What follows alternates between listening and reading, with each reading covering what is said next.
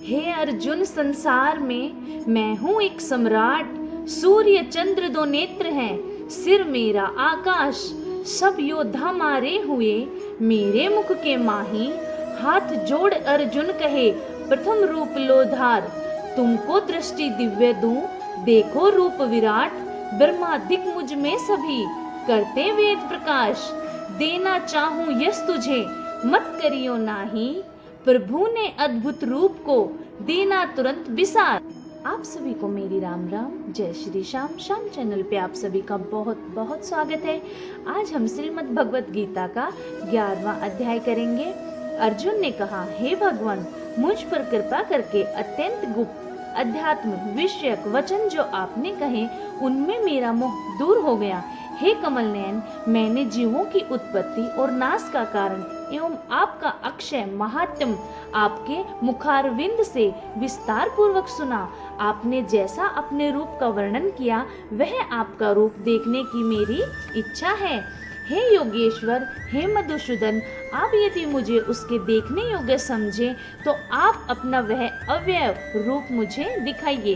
भगवान जी ने कहा, हे पार्थ, नाना प्रकार के, नाना वर्ण के और नाना आकारों के मेरे शत शत सहस्त्र सहस्त्र दिव्य रूप को देखो। हे भारत, तुम वशुरुद्र, अश्विनी कुमार, मरुदगण और जो पहले कभी न देखे थे ऐसे मेरे आश्चर्यमय रूप देखो। गुणकेश व चराचर सहित यह चरित्र देखो तथा और कुछ जो देखना चाहो तुम यहाँ मेरी देह में देख लो, परंतु इन नेत्रों से मुझे नहीं देख सकोगे, इसलिए मैं तुमको दिव्य नेत्र देता हूँ। उनसे मेरा विराट रूप देखो। संजय ने धृतराष्ट्र से कहा, हे राजन, इस प्रकार श्री कृष्ण चंद्र ने अर्जुन से कहा, उसको दिव्य दृष्टि देकर अपना अलौकिक रूप दिखलाया। उस विश्व रूप के अनेक मुख तथा अनेक नेत्र थे, उनमें अनेक अद्भुत दृश्य थे और उसमें अनेक सुंदर सुंदर आभूषण तथा दिव्य आयुधों से सुसज्जित थे। देह पर दिव्य पुष्प, दिव्य वस्त्र थे, दिव्य गंध देह पर लगे थे। उस समस्त आश्चर्य युक्त अनंत देव के सब ओर मुख दिखाई देते थे। आकाश में हजारों सूर्यों की प्रभा एक साथ हो तो भी उस महात्मा की प्रभा की समानता नहीं कर सकेगी। उस समय अर्जुन ने देवादिदेव के शरीर में अनेक प्रकार से विमल इस समस्त जगत को एकत्रित देखा। अर्जुन आश्चर्य से चकित हो गया और उसका शरीर रोमांचित हो गया। उसने सिर नवाकर हाथ जोड़कर कहा, हे देव, आपकी इस देह में सब देह भिन्न भिन्न प्राणियों के समुदाय, कमलासन पर बैठे हुए देवताओं के ईश, ब्रह्मा, संपूर्ण ऋषि और दिव्य सर्पों को मैं देखता हूँ। हे विश्वेश्वर, तुम्हारे अनेक भुजा, अनेक उदर, अनेक मुख और अनेक नेत्र हैं, अतः आपका रूप अनंत है। आपके अंत तथा आदि को मैं नहीं देखता, किंतु समस्त विषयों में आपका ही रूप देखता हूँ। आपको किरीट युक्त गदा चक्र धारे, चारों ओर से दे दीप्यमान, तेजो राशि, सर्वत्र चमकते हुए अग्नि सूर्य की भांति प्रकाशवान, दुर्भिक्ष और अपरंपार देख रहा हूँ। मेरे मन से तुम ही ब्रह्मा जानने की वस्तु, विश्व की महान आधार, नित्य सनातन धर्म के रक्षक, पुराण पुरुष हो। मैं आपको आदि, मध्य तथा अंत से रहित अनंत शक्ति, अनंत भुजा और चंद्र सूर्य है। नेत्र जिसके ऐसे कांतिमान अग्नि के सदृश मुख वाला, अपने तेज से संपूर्ण संसार को तपाते हुए देख रहा हूँ। हे महात्मन, पृथ्वी एवं आकाश के मध्य का वह अंत व संपूर्ण दिशाएं आपसे ही व्याप्त हो रही हैं। आपका यह अद्भुत तथा उग्र रूप देख तीनों लोग व्यथित हो रहे हैं। यह देखा कि देवताओं के समूह तुम्हारी शरण आ रहे हैं, उनमें कितने ही भयभीत होकर हाथ जोड़कर तुम्हारी प्रार्थना करते हैं। महर्षियों और सिद्धों का समूह स्वास्तिक कहकर नाना प्रकार से तुम्हारी प्रशंसा कर रहा है। रुद्र, आदित्य, वसु, साध्य, विश्वदेव, अश्वनी, मारुत, पिता, गंधर्व, यक्ष, असुर, सिद्ध इनके संग विस्मित होकर आपकी ओर टकटकी लगाकर देख रहे हैं। हे महाबाहो, अनेक नेत्र, अनेक बाहु, अनेक जांघ, अनेक पैर, अनेक पेट, कराल दंत युक्त तुम्हारा यह विशाल रूप देखकर सब अत्यंत भयभीत हो रहे हैं और मैं भी घबरा रहा हूँ। आकाश तक पहुँचते हुए आपके प्रकाश के अनेक वर्षों से फैलाए हुए अग्नि उगलने वाले मुख, विशाल नेत्र युक्त आपको देखकर हे विष्णु मेरा भी जी घबरा रहा है। मुझसे धैर्य नहीं धरा जाता तथा चित्त स्थिर नहीं होता। हे देवेश, हे जगन निवास, इन भयंकर दाढ़ों वाले कालाग्नि के सदृश आपके मुखों को देखकर मुझे दिशाएं नहीं सूझती, मैं शांति नहीं पाता। मुझ पर दया करो हे प्रभु। धृतराष्ट्र के दुर्योधनादिक पुत्र अपने साथ अनेक राजाओं सहित तथा भीष्म, द्रोण, कर्ण तथा हमारी ओर के मुख्य योद्धा बड़ी बड़ी दाढ़ों से युक्त आपके विकराल मुख में शीघ्रता से प्रवेश कर रहे हैं तथा उनसे आपके ही लोग आपके दांतों में दबकर ऐसे दिखाई देते हैं मानो उनका शरीर चूर्ण हो गया है। जैसे नदियों की अनेक धाराएं जब समुद्र की ओर बहती हैं, वैसे ही ये मनुष्य लोक के वीर आपके प्रज्वलित मुखों में प्रवेश कर रहे हैं। जैसे अग्नि में पतंगे गिरते हैं, वैसे ही वे लोग भी अपने नाश के लिए आपके मुख में बड़ी तेजी से प्रवेश कर रहे हैं।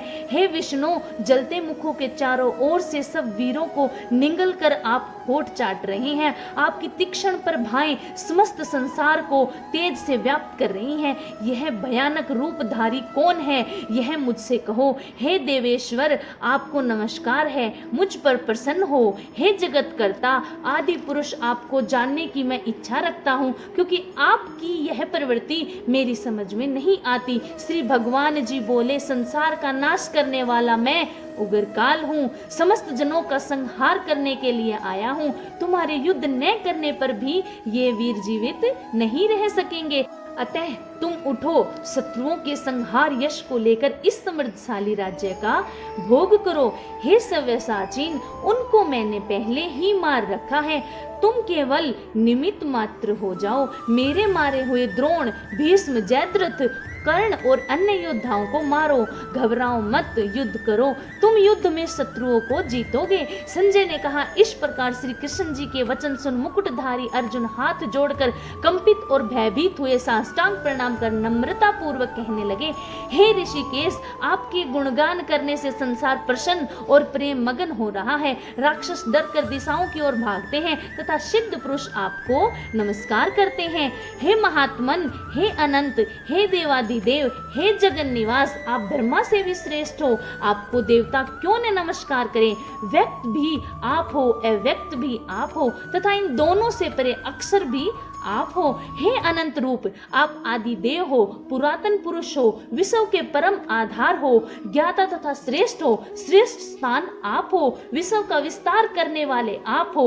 आपकी महिमा को न जानकर मैंने आपको अपना मित्र मानकर हे श्री कृष्ण भगवान जी, हे सखे, ऐसा जो तिरस्कार से कहा सो प्रमोद से तथा स्नेह से हे अच्युत, अप्रेम तथा आपसे इस बातों की क्षमा मांगता हूँ जो कि मैंने परिहास से विहार, सोते बैठते और भोजन करते समय अकेले अथवा मित्रों के मध्य में आपका अपमान किया है। आप इस स्थान जंगल रूप लोक के पिता, पूज्य और महान गुरु हो। त्रिलोकी में भी आपके समान कोई नहीं है। आपसे अधिक अतुल प्रभाव कहाँ से होगा। इसलिए स्तुत्य ईश आपसे सिर झुकाकर प्रणाम करके यही प्रार्थना करता हूँ कि मुझ पर कृपा करो। हे देव, जैसे पिता पुत्र के, मित्र मित्र के, पति पत्नी के अपराध को क्षमा करता है, वैसे ही तुम मेरे अपराध को क्षमा करो। हे देव, जो पहले कभी नहीं देखा ऐसा आपका रूप देखकर मैं प्रसन्न हूँ, परंतु भय से मेरा मन व्याकुल है, इसलिए वही पहला रूप मुझे दिखाओ तथा हे देवेश, हे जगन निवास, आप प्रसन्न हो जाओ। हे सहस्त्र बाहु, हे विश्व मूर्ति, मैं फिर आपको वही किरीट, गदा और हाथ में चक्र धारण किए हुए देखना चाहता हूँ। श्री कृष्ण भगवान जी ने कहा, हे अर्जुन, मैं प्रसन्न होकर यह तेजो में अनंत आज्ञ विश्व रूप अपने योग के प्रभाव से तुमको दिखलाया है, जिसको तुम्हारे अतिरिक्त इससे पहले किसी ने नहीं देखा था। मेरा ऐसा भयानक रूप देख तुम व्याकुल और मूढ़ न हो, भय त्याग प्रसन्न चित्त होकर फिर तुम मेरा वही रूप देखो। संजय ने कहा। इतना कहकर श्री कृष्ण भगवान जी ने फिर चतुर्भुज और सौम्य रूप धारण कर लिया।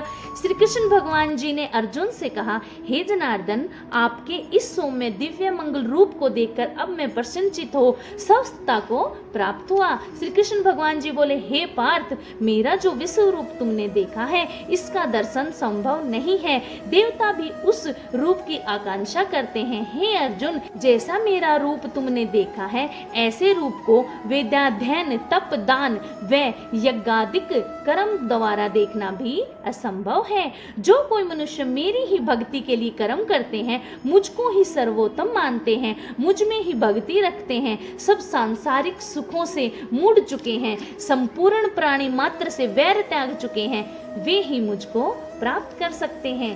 11वें अध्याय का महात्म। श्री भगवान जी बोले, हे लक्ष्मी जी, अब 11वें अध्याय का महात्म सुनो। एक तुंगभद्र नामक नगर था जिसके राजा का नाम सुखानंद था।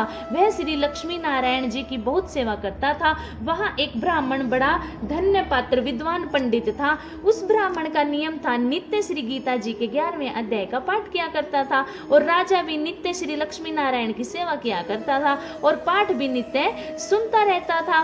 ऐसे ही सेवा करते करते बहुत काल व्यतीत हुआ। एक दिन राजा घर को गया। उस दिन बहुत से अतीत देशांतर फिरते फिरते उस नगर को आए। अतीतों ने राजा से जगह मांगी। राजा ने बड़ी हवेली खुलवा दी। जहां अतीत उतरे राजा ने सीधा दिया। रसोई कर अतीत बड़े प्रसन्न हुए और अमृत तुल्य वचन बोले। राजा उनके दर्शन को गया। राजा का बेटा भी साथ था और कई भृत्य भी साथ थे। राजा उस हवेली में आया और जो महंत था उसके साथ राजा बातचीत करने लगा और राजा का पुत्र खेलने लगा। वहां एक प्रेत रहता था। उस प्रेत ने राजा के पुत्र को मारा। चाकरों ने राजा को खबर की। राजा यद्यपि सेवा करता व कथा सुनता रहता था, परंतु पुत्र के मोहवश राजा के मन में दुर्बुद्धि आ गई। राजा बोला, हे संत जी, आपका दर्शन हमको बहुत फला है। एक पुत्र था, वह भी प्रेत ने मार दिया। तब संत बोले, हे राजन, चलो देखें कहाँ है तेरा पुत्र। राजा, ब्राह्मण, महंत सभी वहां आए जहां राजकुमार मरा पड़ा था। तब ब्राह्मण ने कहा, अरे प्रेत, तू इस लड़के पर कृपा दृष्टि कर जिससे यह लड़का जी उठे। मैं तुझे श्री गीता जी के 11वें अध्याय का पाठ सुनाता हूँ, तू उसे श्रवण कर, इससे तेरा कल्याण होगा।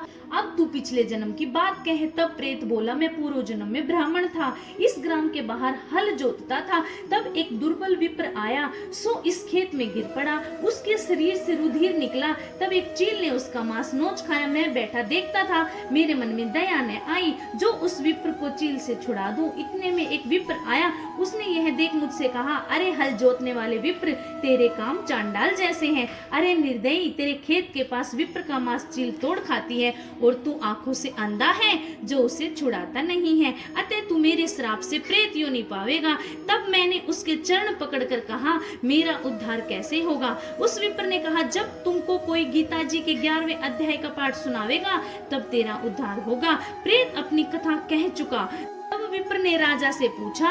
राजा ने कहा, इसका उद्धार करिए और मेरे बेटे को जीवित करिए। तब विप्र ने गीता जी के 11वें अध्याय का पाठ करके प्रेत पर जल छिड़का, जिससे प्रेत ने अधम देह से छूटकर देव देही पाही और राजा का पुत्र भी सजीव हो प्रेत देही से श्याम सुंदर चतुर्भुज रूप हो गया।